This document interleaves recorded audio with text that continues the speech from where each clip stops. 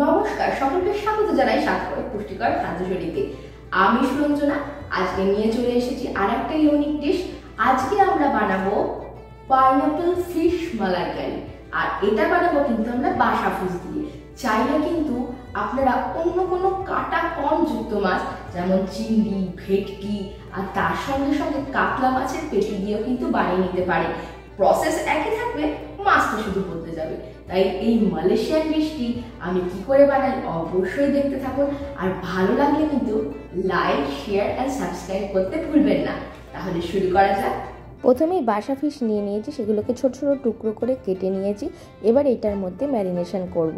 Marination করার জন্য আমরা একটা পাত্রে তুলে নিলাম, নিয়ে এর মধ্যে কিন্তু আনারসের রস মিশিয়ে দিচ্ছি এবং দিয়ে ভালো করে মিশিয়ে নিচ্ছি।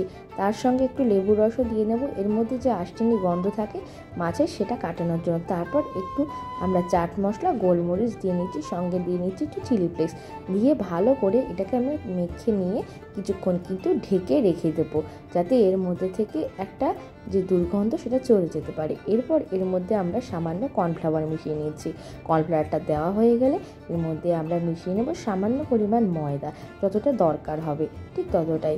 তারপর এর মধ্যে আমরা একটু রসুনের গুঁড়ো, তারপর এর মধ্যে মিশিয়ে নিচ্ছি সামান্য চিলি ফ্লেক্স, সামান্য আদার গুঁড়ো। এরপর আমরা দিয়ে নিচ্ছি কিছু মিষ্টির গুঁড়ো। মিষ্টির গুঁড়োটি দেওয়া হয়ে গেলে এরপর আমরা পরিমাণ মতো লবণ মিশিয়ে দিচ্ছি। লবণ দেওয়া হয়ে গেলে এর মধ্যে আমরা যা যা দ্রব্য সামগ্রী মেশালাম সব ভালো করে কিন্তু এই মাছের সাথে মেখে নিচ্ছি। মাখা হয়ে গেলে আমরা কিন্তু এটাকে কিছুক্ষণ রেখে দেবো, যাতে এর মধ্যে এই মাছের মধ্যে এই মশলাগুলো যাতে ভালো করে ঢুকে যেতে পারে।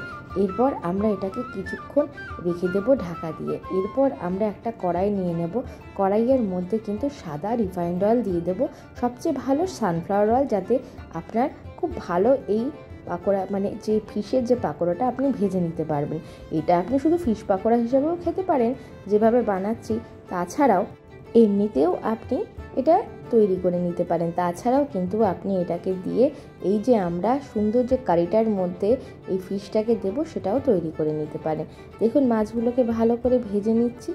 ভাজা হয়ে গেলে কিন্তু এটার কালারটা চেঞ্জ হয়ে যাবে, তখন আপনি বুঝতে পারবেন এবং আপনার ওখান থেকে মানে কড়াই থেকে আপনি তুলে নেবেন। এইভাবে কিন্তু আমরা মাছগুলোকে সব ভেজে নিলাম এবং এই মিডিয়াম টেম্পারেচারে কিন্তু আপনি এই তেলটা রাখবেন, যেমন মিডিয়াম টু হাই।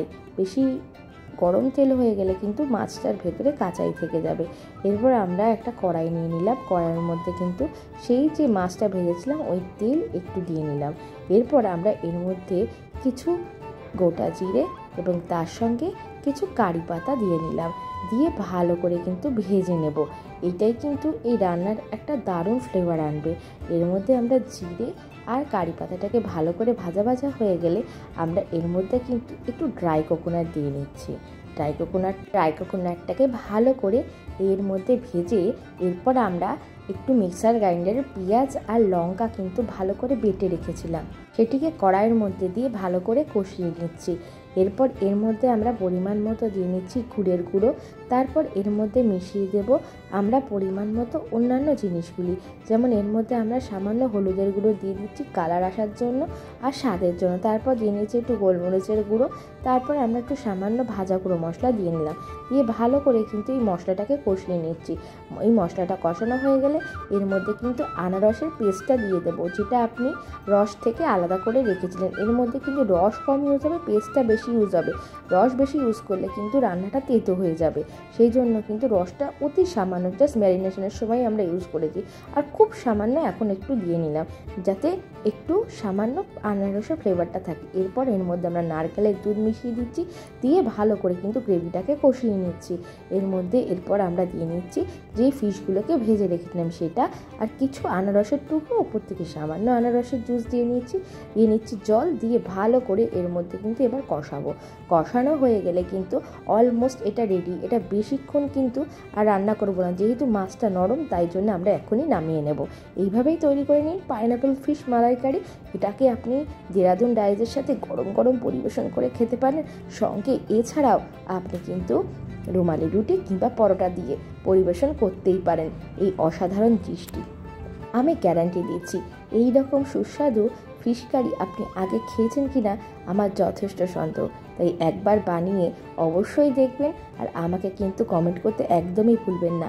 সকলে ভালো থাকবেন, ধন্যবাদ।